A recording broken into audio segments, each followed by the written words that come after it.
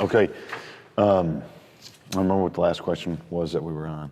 Evangelism, I think, but that's good. I think we got it. How? I want to ask this question first before I move on to the next one. Question about miracles. So, do you view miracles as something that a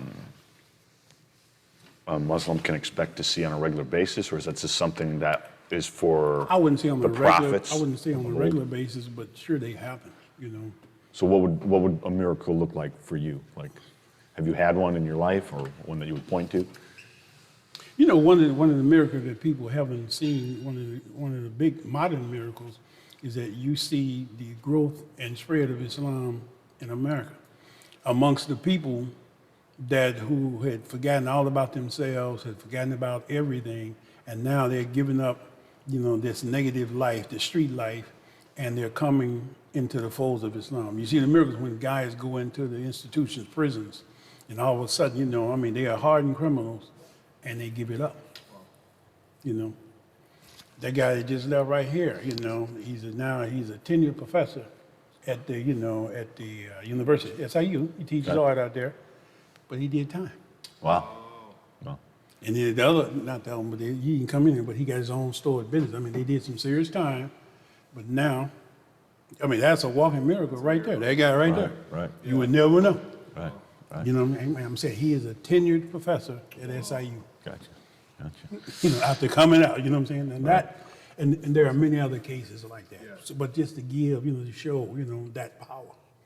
You know, that to me, that's a miracle. I mean, just to get people, you know, to change their clothes is a struggle, but to change the whole, you know, It's true. You know, That's true. So, Okay. I mean, those type of miracles. I mean, there are other miracles that people could talk about, but you know, it's so many. You know, I mean, our life is a miracle. I mean, just to be able to get up and breathe every day, to do what we do. You know what I'm saying? And to exist and do what we do every day. We take for granted, but you think about that. We're living on a planet that is, you know what, 25,000 miles or so in diameter, right? It's traveling over 1,000 miles an hour. And it's moving, it's spinning, and we don't even know. You know what I'm saying? And it's going, it takes a whole year to go, you know, around the sun. Right. That's a miracle. Yeah. That's true. That's true. That's true. You know? That's true. You know, I mean, even we call it science. It's a miracle that we have the knowledge. Just get on an airplane. We can fly from here to LA, Chicago, a couple hours, right? I mean, we take that for granted because we fly every day, but just realize, I mean, we're sitting in what they call a big old long tube, right? You know what I'm saying? A metal that weighs 60,000 tons with all these people in there, gets up off it, and we land every day. Some of us do. I mean, but to have that knowledge, you know what I mean? The technology and the knowledge. We act like, well, we did this, you know, we're so smart. But where did it come from? You know, just like Einstein. I mean, you know, he discovered, the Quran mentioned over 1,400 years ago, it uses the word methylene or methylene. It means the weight of an atom. Now, this was mentioned to what they call a desert Arab who was considered illiterate, you know, by today's standard. They were talking about an atom. And the world knew nothing of an atom until what? Albert Einstein, he cracked the atom. And what do we have now? Atomic bomb. Yeah. Exactly. So is that not this miracle was mentioned 1,500 years ago. It was already there. Until the human being mind and spirit was ready for it, he couldn't discover it. So, what would you say is the biggest misconception that people have about Islam? I think the biggest misconception people have about Islam is they think it's a violent and terroristic religion. You know, the modern media today has portrayed Islam as it's not even really a religion, it's a violent act. You know, and the religion itself is peaceful. The whole concept, the word itself is rooted in the word peace. You know what I'm saying? That's where it derives from. Islam comes from the Arabic letters Sin, Lam, Mim, which means Islam, Muslim, they all have the whole root of it is peace. meaning that we have to coexist peacefully on this earth as human beings and enjoy the fruits and benefits what Allah or God has created for us until we transcend to the next life. And you had asked that earlier. Yes, we believe in we call it the akhirah, which means the life that will come after this life, the eternal life, the life that's really true. This life here is transitory. This life is temporary. Okay. You know? Speaking about two things, I don't want to forget this. Josh can write this one down. The resurrection. I don't know, but before we ask that, I wanted to go on this idea of a violent religion, terrorist religion. So why? So those groups of Islamists who are terrorists or use Islam as their justification for terror, would you call them apostates, or what would you attribute that to? You would call them fanatics, people who uses the religion to do their dirty deeds, and that's in everybody's religion, you know. Do you think that those people, those followers and those participants who actually do the violent acts, are they destined for heaven or hell? That is up to the Creator. I mean, because it depends on what they did before that, and if they live, what they do after that. I mean, hopefully, the Creator will not judge us on just one act, because our life is full of different, acts. I mean, there are a lot of good things I might do, and then all of a sudden, hey, I lose my mind, and I do a bad thing today. You know what I'm saying? Now, am I going to get judged for 20, 30, 40, 50 years of being a good person, and all of a sudden I do one bad thing? And then after that one bad thing, I change my mind and say, oh, I shouldn't have did that. I repent. You know what I'm saying? Right. So, I mean. So what do you think? It's like a murderer. Right. A guy, maybe in the fit of passion, maybe he kills, maybe accidentally, he does an act, a horrendous act that's killing someone. So he kills somebody, and all of a sudden, instead of executing him for the act, they give him life in prison. So after about 40 years, 50 years in prison, he's been a model prisoner.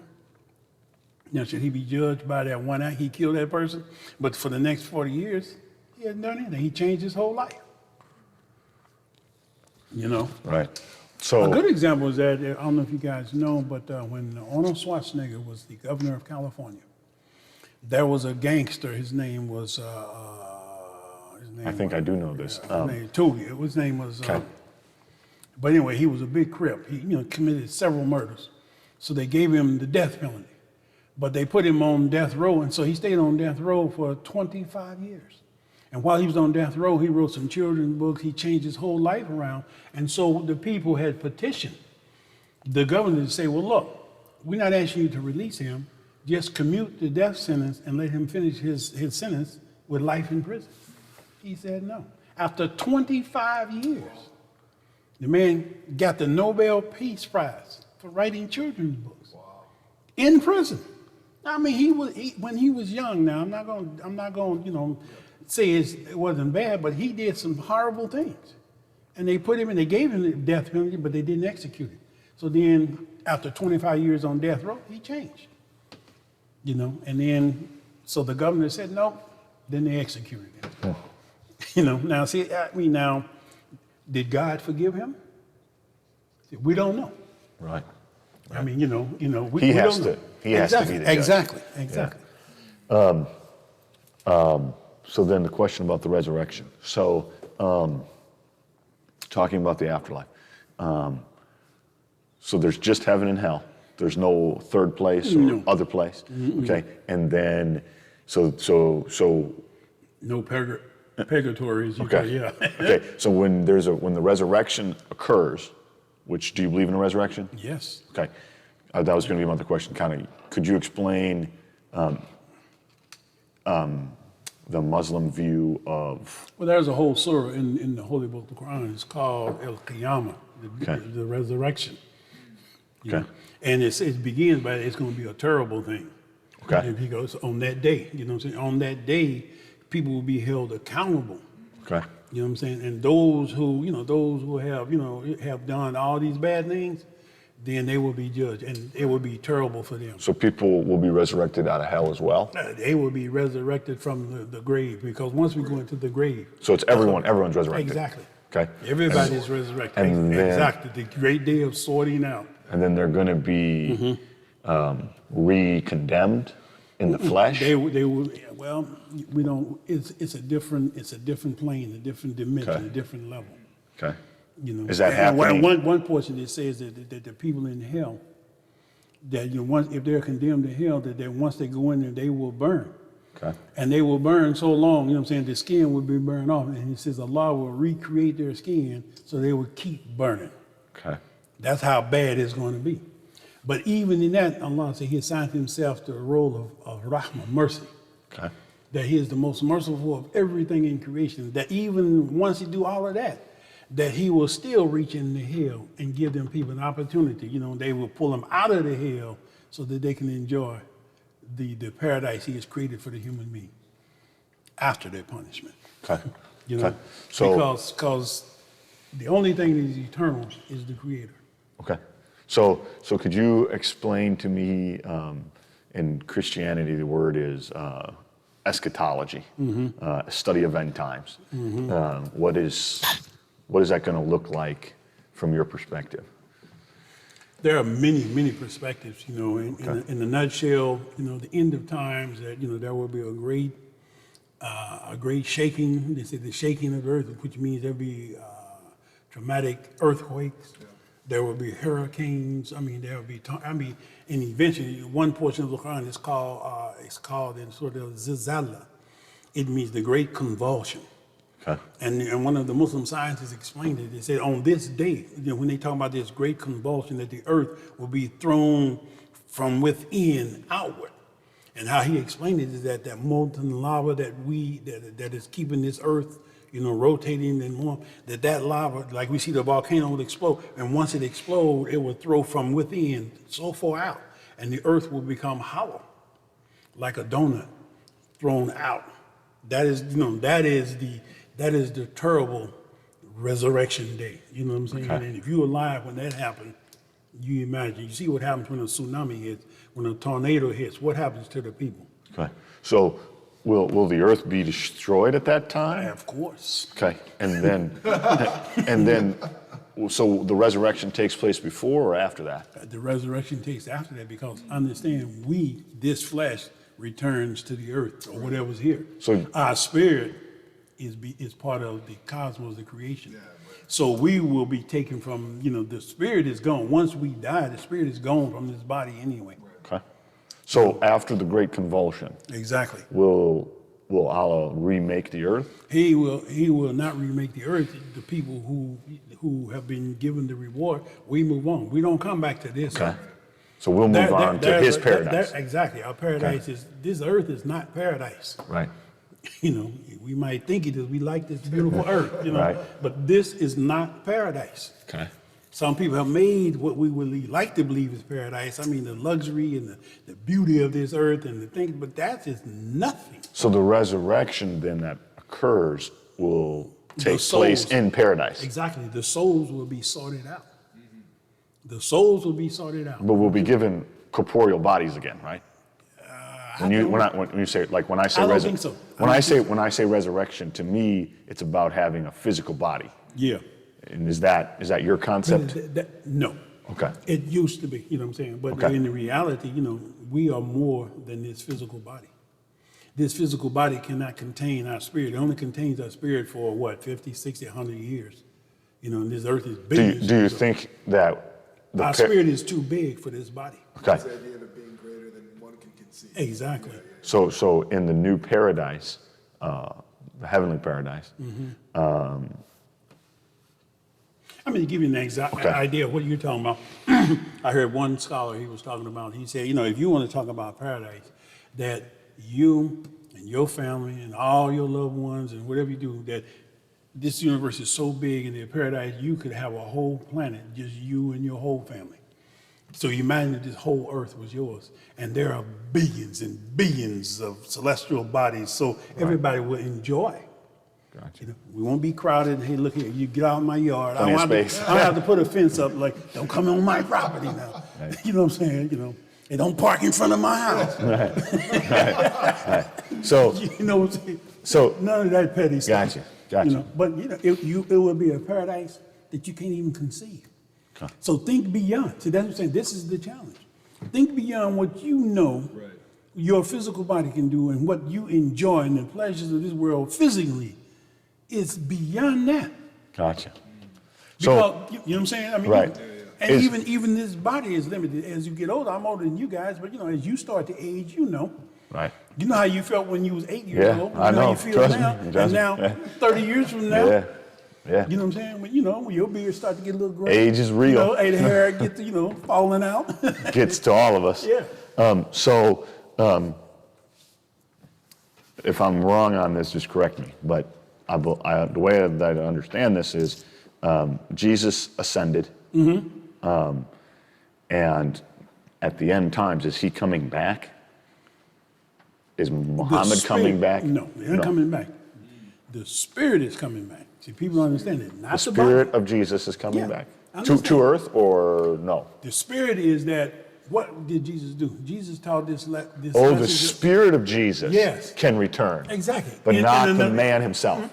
Okay. Yeah. So like the spirit of Muhammad, will that come Yeah, back? exactly. It's been here because when Okay. people accept what they teach, you assume that spirit. You become the great teacher, Gotcha. the great preacher, right? Gotcha. So, I mean, look at all the great speakers that we have had, and the great, you know, people who advocate justice and human dignity, you know, throughout this earth.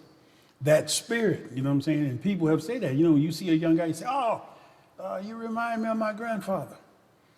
You know, he acts just like my grandfather. You know, maybe, you know, the spirit of the grandfather is in him. okay. And So it is, helps him to achieve. is that something you're looking for? Is that, as a Muslim, is that something you're hoping for, is to see the return of those, of Muhammad's No, spirit? what we're Like, are you looking for- looking for him or? No, what we're looking for is our place in the paradise, you know, that Allah accept the good that we have done on this earth, you know, have mercy on our souls, that when we leave here, that we will get the promise of the good life, the paradise, you know what I'm saying? Gotcha. Don't have to wait at that point, you know, don't have to wait till somebody else come back. That this is the reward that we have as a believer. Gotcha. And that's the important thing, is because you want the reward of what you do, not what Jesus did. You know, you can't get his reward. He already had the reward because God chose him, Right. Right. you know? Right. So how does that help you? You see what I'm saying? Right, If you right. say, oh, I believe in him, but you don't change your behavior. Right. That can't help. Exactly. Yeah. So many people say that, oh, I believe in Jesus, right? Right. They even wear the cross, do everything, right? Right. But then you look at the behavior. Right. Well, Then James, yeah. James 2 says, one man says that he believes and he has no works, and another man says he believes, I'll show you my faith by my works. Exactly. Can that faith save him? The faith that doesn't have works, can that save you? No, that's not it. Exactly. That's a faith of no value. Exactly. I think I'm almost done. Okay. I started a couple I think you didn't hit exclusively, just to make sure you got them for your stuff. Okay. The Friday Sabbath. I know that's Oh yeah. Why is Friday your Sabbath? Well, in that sense, Friday, Jummah, means the day of gathering. Okay. And according to Islamic tradition, you know, this on this day, the day of gathering, which is called Jummah, you know, we say Friday, but Jummah, the day of gathering, that Adam was created, and on this day, so shall man be resurrected. Gotcha. Gotcha.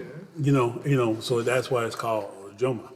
Now, the calendars have varied, you know what I'm saying? It depends on, you know, the Islamic calendar is a little different, as he was speaking about today, is different from the Gregorian calendar, what we use. Sure. The Chinese calendar, exactly, the Chinese calendar, and so and even the days of the week. But we use, you know, Monday through Sunday, but those are not the days of the Islamic calendar. I got you. You see what I mean? Right, You know, I mean, right, and, right. And Friday, just the day of gathering happens to coincide with what you would call Friday. Gotcha. You know, Gotcha. but the days that we use every day in our society here, you know, actually derive from the pagans. Right. Right. Right. You know, Monday is the moon day, right? Right, yeah. Sunday is the worship of the sun god. Right. Tuesday is for Thursday is Thor's Day. exactly. Wednesday is Wooden. You know, the Vikings. You know. Right, So right. we're giving homage. And Friday is Frigg, you know, the god of frivolity and whatever, Right. and Saturn, the god of mischief. So what do we do on Friday and Saturday? We go out and party. We have a good time, right? Yeah, see? Right. Right. So what happens is, and then people say Sunday, the day of worship, was not the original day of the Christians. Right. You know, that was not the original Sabbath. That was the day, you know, the sun, the Amun-Ra, which is ancient Egypt, as well as the ancient pagans who worshiped the sun. You know, Right. but you know, somehow they intermixed that, and then, and we didn't got used to it. And nobody ever questioned. Yeah, that's right. Nobody, hey, we just do it. Right. Okay. Then I guess I think I'll really only have like two last questions. What were the ones that I'd start? Hardest part about being Muslim, Yeah. 22 and 23, and I don't know if you did 14. I'm going to ask him that one right now. There's What- no hard part about it. Okay. Okay. What, There's nothing hard about it, you know. like, even though you're a minority religion in America, you don't find it challenging? You ever think about abandoning Islam? No, No. never. Have you I ever? mean, the word minority, you know, if I have a limited mind, you know, minority is a made-up term. Yeah. You know what I'm Okay, saying? explain We're that. actually the majority on the planet. Because what does a minority mean? Minority means less than. Less than what? You know, is it religiously wise or is it color wise? You know what I'm saying? You know what I'm saying? When we look, there are more people on the planet who have the melanin and the color, as we used to say, the colored people, than the people who don't. But if I just have a limited mind, say, oh, I'm a minority, yeah, see, that limits my mind. Right. The same way with religion, like you say, I mean, the numbers vary. You know, there are a billion Christians, there are over a billion Muslims. You know, there are a billion Chinese. Right. How are we going to use the number? You know, Right. we use it, you know, for our own pleasure. So Right. if you look at it globally and realize, you know, God is the creator of this whole earth, you know, there is no less than, you know, and in the freedom of religion, freedom of speech, then, you know, you're free to practice whatever you want, you know. So my last question is, what are your views on, or your perspective of Christianity? Christianity is a legitimate religion. It's one of the monotheistic religions. Islam, it says in our book, it says, closer to you in faith are those who call themselves Christians.